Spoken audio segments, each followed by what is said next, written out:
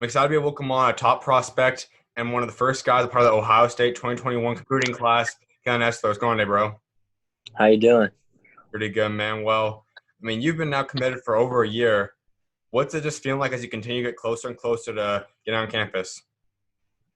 It's just, teaching me I need to, grow faster. Right now I'm trying to put on muscle, as I say, in almost every interview. And um, I'm going to some college and pro runs, which is, teaching me and showing me that it's not going to be easy when I just step in on campus. I'm going to have to work really, really hard to earn some playing time. So right now I'm just doing what I can, trying to sharpen everything up and, just trying to put on weight. And you didn't obviously know when you made your commitment that you could have had to go through this chaotic, once in a lifetime, hopefully, recruiting class that everyone's going through right now. You though decided to commit super early. Why'd you know it was the right time to commit at the time you did? It's one of those feelings where when you know, and like I always say, there's no better place than home. And um, it's just most comfortable for me to commit in my hometown and have my family nearby. Um, I just really couldn't see myself going anywhere else. So it's just, for me, it was a no-brainer, easy decision. And clearly, you're not the only one that thought about that. You guys have already landed a top guy in 2022. It's pretty much done around the same time you did it and when you're his age, as well as obviously having Meacher commit pretty early compared to other guys as well. What's it like just kind of knowing this core you guys are kind of forming this early on? It's really cool to see that we all really have the same thought process about the college, and all the hometown kids are finally starting to commit to, in my opinion, where they're supposed to commit. Um, it's just a really cool feeling that, the next are the three guys committed right now are all Ohio kids, and we're starting to form, like a in-state brotherhood. And I know you guys aren't really finished yet. I know you're heavily recruiting. You kind of are pretty much almost like a coach right now. I mean, I know you're recruiting guys all over the place, specific guys like Malcolm, Malachi, a lot of other guys. What's the recruiting aspect looking like for you right now? Right now, it's pretty hard because everything's through social media. So I'm not trying to be a burden to anybody. I'm sure they get bombarded every day because of the virus and everything having to be through technology. So I just try to create friendships more so than like um, making it my duty. I just love being friends with these guys, and being friends with people through basketball is really cool. And um, it just shows how much basketball can impact you outside of, just playing the sport. And a lot of times, the first guy to commit is kind of the face of the class. They're the guy that is kind of takes on the recruiting role. Like I said, you pretty much fully have embraced this. You're going to games with guys. You're hanging out with them. What kind of established that inside you that you really want to take pride in, kind of becoming this guy you are kind of the recruiter of the entire team? I'm a pretty personable guy, and I like talking to people, so it wasn't really hard for me to, take that role. It's not really something you think about um, when you're the first one to commit. It definitely wasn't one of the things on my mind. But as I keep going, you want good kids to come in the same class as you. You want to build a stronger class, and it's kind of just one of those things. Everybody jokes about. When you go to a school, you just joke with people here and there and try to get them to go to your school. So. I think the thing behind it all is that clearly showed you have a ton of pride in Ohio State. You want the best for Ohio State. I mean, some guys obviously say they don't really want to recruit guys so they maybe don't get as many minutes or something. That's not the case. You're recruiting the best of the best. Talk about your pride in being a part of Ohio State and the family. Obviously, yeah, I want to go in there and I want to get playing time, but that's dependent on me and how hard I really work. So that was like one of the things I was thinking about. It's not like, hey, you're committing to Ohio State, which is a pretty good program and a really good Big Ten program. For me, it wasn't, hey, am I going to be able to start right away, or hey, am I going to be able to get however many minutes right away? Because in the end, it's really up to you how hard you work and how much time you put in. And who knows, maybe I might redshirt my first year. I'm not saying like that's like what I have decided. It's just like, one of those things that happens for players who, aren't fully developed yet. No matter if it's skill set or weight or whatever. But, you know, um, like I said, like you just, I ended up going there for pride and everyone else the same way. So at least I have that on my side and, you know, or to see how hard I work. I never like asking these questions until guys commit. And growing up, being an Ohio guy, was Ohio State kind of team you always dreamed of playing for? Or was it a different school? It's always been Ohio State, and Mm. growing up as a kid, it's something I never even really thought of. You don't really know what the recruiting process even is even like, and until I was about an eighth grader, I didn't even know what scholarship offers were. I didn't know you can get your school paid for. It's just really something you just wear on your shirt day to day, and you represent. You love watching sports teams, but as you grow older, it's something I never really would have thought of, and the fact that it's even happening right now is just a complete blessing. So That's something that a lot of guys kind of a struggle in a way because obviously if you grow up watching basketball, which pretty much every basketball player does, you have that favorite NBA team, that favorite college team. You're rooting for them. You always want them winning the March Madness tournament, and at some point you become that elite player. You start getting the offers. How do you originally kind of separate that? I'm a big fan of them, also, but this also kind of business is kind of my life decision. yeah, and that's something I talked with my parents about and with other colleges about is I love Ohio State, and at first, in my recruiting process, I would tell everybody, just because I grew up an Ohio State fan doesn't mean I'm going to Ohio State. Obviously, I did end up committing there, but um, in the beginning of my recruiting process, it wasn't like that. It was I was going to try to find my best fit, but Ohio State did end up being my best fit. So Absolutely. And I mean, you look now at the guys you also bring in, and Michi took the court again. He's looking pretty solid. But as yeah. for other guys, we know what you guys can bring to the table. What about the other guys you're talking about? Obviously, you're talking about Malachi a little bit. What do you like about him? He's just a hardworking kid, and he's a really genuine kid. He keeps his head on straight, and I know if I were to go out on the court with Malachi, he's going to give it 120% every time. And he takes a lot of pride in his game. I remember playing him.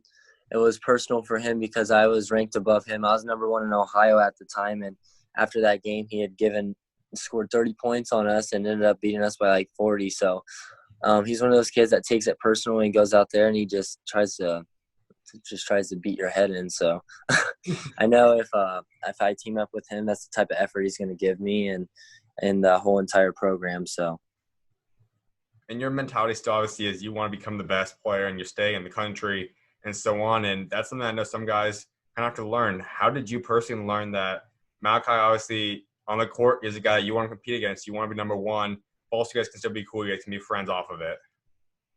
yeah, that's a good question. Sometimes it's you know how it is. Recruiting's sometimes politics, and growing up, I was the number one, and um, during AAU season, I could always get my ranking back up. But when it came high school time, my high school's so small, I don't really get exposure like Malachi does at St. V. So I drop a little bit. So growing up early in my life, I thought rankings were everything, but as they go. It's cool to be in the top 100, the top 50, top 20, top 5. It's cool to be in those positions and obviously shows how much work you're putting in, but it can never define a player. Everybody has an off day and everybody um, in a different setting plays, different. You could go off one game and be terrible the next. It just really depends. So everybody knows that rankings don't really justify who you are as a player. So Couldn't agree more. And you brought up a point that is true, and that is the political aspect behind the rankings. We all know it's there. And the fact about you are kind of at a smaller school as opposed to maybe a big school like Malachi, even a national team, has that ever crossed your mind about the potential of wanting to go to a powerhouse kind of school or even just a national Brett level team? it was really a thought, and I don't know if you saw my tweet a few months back, but it was something me and my parents talked about. But ultimately, I wanted to stay home, like I said, and stay in a comfortable field. I grew up here my whole life, and family's a big important thing in the time like right now with coronavirus and everything. So I couldn't imagine leaving home, but I definitely did think about it for a little bit. I think that's the common field for a lot of guys. We know a year ago there was so many moves in high school basketball. This year, because of the pandemic going on, guys maybe are making moves, but it's a lot less.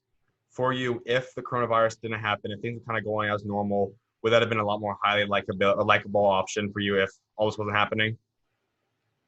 I still think ultimately I would have stayed home, but Mhm. um, someone like Michi, he's heading back home to Garfield because I think, in a time like right now, it really shows how much your family does for you. Mhm. It's just tough. It's really just whatever. If you can go off early and you can go to a prep school and that's for you, then that's for you. But for me, I need my mom, I need my dad, and I like having my hometown friends around.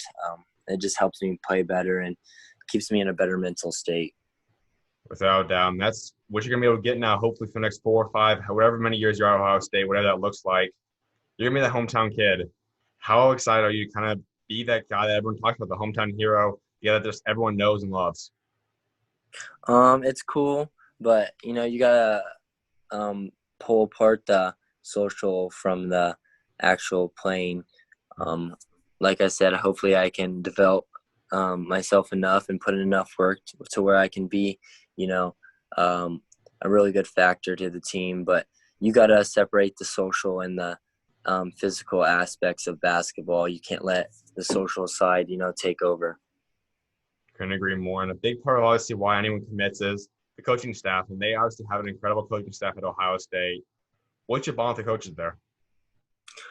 I really talked to Peden mostly. Mhm. He's the one who recruited me. But D Boy, I'm in contact with him a lot. Terry Johnson, I talk to him often, and Holtman will give me a call every once in a while. But um, I love I love everybody there. All the coaches, make or help me make it feel like home, and that's a big part of me going there too. Is the coaching staff. I really bond with them, and I think we're gonna have a good relationship. So.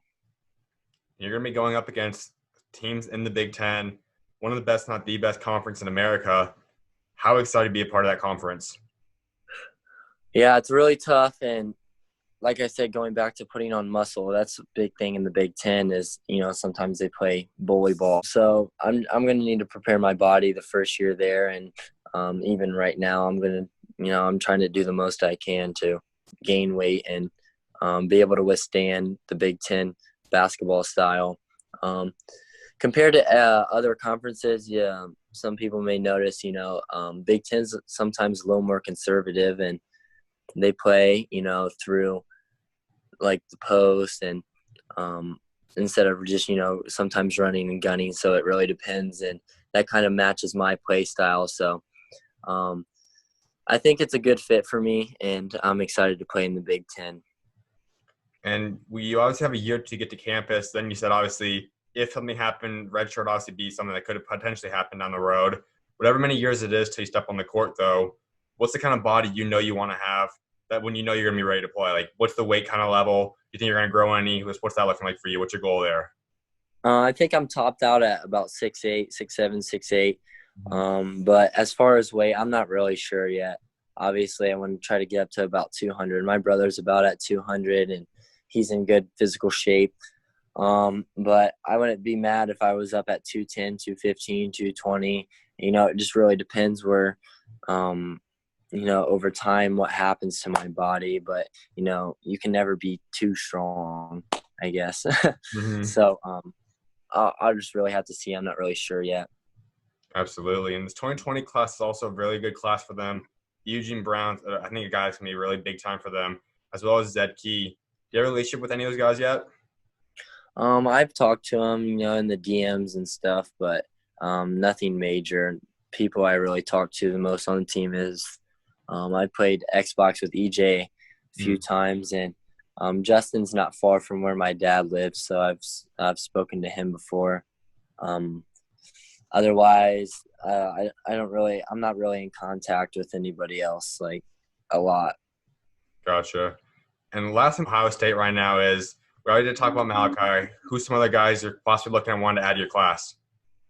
Um, Kendall Brown, obviously, he's a really good player. I think his name's Evan Reed. Mm-hmm. Really big kid, about 7 foot, really strong, really good player. There's a kid that just decommitted from Wake Forest not a while back now, actually.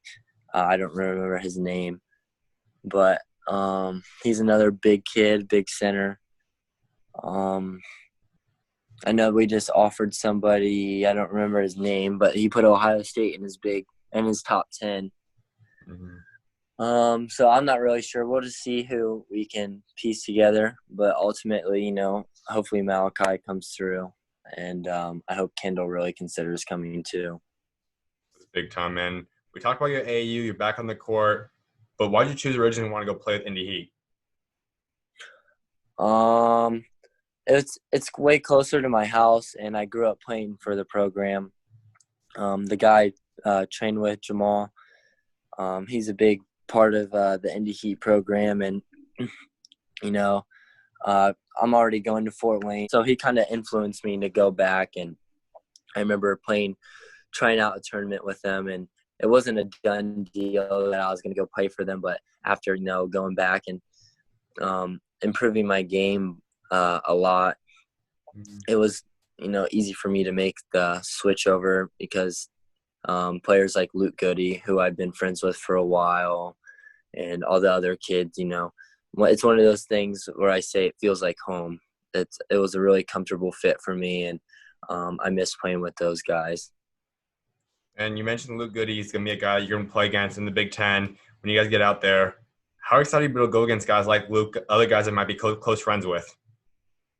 It's a wishy-washy feeling Mm-hmm. because you don't want them to go out there and give you buckets, but at the same time, really cool being able to go against people you grew up with. And I remember a while back, Luke and I were the ones sitting the bench on the team. So it's really cool seeing that we came up on top out of the teams we're playing on, and the path we're taking is in the right direction. Kind of a thing where this might be your favorite team, but you look at all the teams in the Big Ten. What's the team you're most excited to go up against? Michigan. Mm-hmm. That's easy. You always want to play good against your rival, and that's going to be a really fun atmosphere. And I'm just excited, play Michigan and any other team, that's good that year. And we looked on your bio. I mean, you got a lot of stuff that typical guys have. Where you're committed, you got your AAU team and all, but on the very bottom there, you got something that says "I like turtles." What's the reason behind that? I'm a big Ninja Turtle fan, so everyone really has like a patent thing. I know Greg Brown's is like Sonic the Hedgehog, or you know, um, Jacob is Stranger Things and whatnot. I like to think mine is Ninja Turtles. I don't know. I really like. It's one of the cartoons I watched growing up, and um, I don't know. It's just I just put I like turtles because I thought it was funny. Who's your favorite Ninja Turtle? Michelangelo, easily. Absolutely, and and I mean now you're going to your senior season, man. You're obviously have a lot of big things. You're already committed for the past 2 years now, pretty much. How excited are you to be able to go out there and just do your thing in your senior year? Um, I say it all the time. I'm trying to improve the record above 500, but ultimately, I'm just trying to have fun. Mm-hmm. With this whole coronavirus thing going on, it really helps you take a step back and you realize, that it could be taken away from you at any second. With silly things like this going on. So, I'm just going to try to go out there and have fun if we do end up having basketball and enjoying my senior year with my friends. But at the same time, I'm trying to go out there and I'm trying to kill people on the court. I'm trying to make an impact and show people why I'm committed to Ohio State and how I'm committed to Ohio State. I know there's a lot of, controversy going around because we didn't make it, as far as we did when I was a sophomore, and some games I would struggle, but I'm just trying to prove something this year. Absolutely. And for you personally, what kind of numbers do you think are capable of putting up next year? Last year I think it was 18 and 12. I think that was what I put up, and then I don't know how many ever assists, but um, I'm probably on track for about 25 and 15. That's really my goal, but we'll see. And as far as this assists, assists are one of those things that, if your shooters are knocking down shots and your posts are finishing, it fluctuates really. So Mm-hmm. maybe like 25, 15, and 6 or whatever. But it just really depends on what I have to do to win the game. So Without doubt. And you have been able to play with your brother. What's that been like? it's a little sad him coming back home and us getting some open gym runs together. Mm-hmm. Really shows how much you missed it, and he's really improved as a player too. He was redshirted this past year, so he had some time to just develop and practice and grow as a player. And him coming back and whooping me a little bit makes me miss like the bond we had. And I wish we could get some more games together at the same level we're at right now, because it would be a really fun time. Without doubt, man. Well, my last thing before I let you go is I also know you're a believer. Just talk about how God's helped get you to the point you're at today. My grandpa is really, really centered around God, and Mm-hmm. he tells me every time when I leave his houses, he just says, make sure you keep your prayers up. And I'm a firm believer that he helps me get through all this stuff. The times that I'm at my strongest, I make sure I thank him at the end of the day.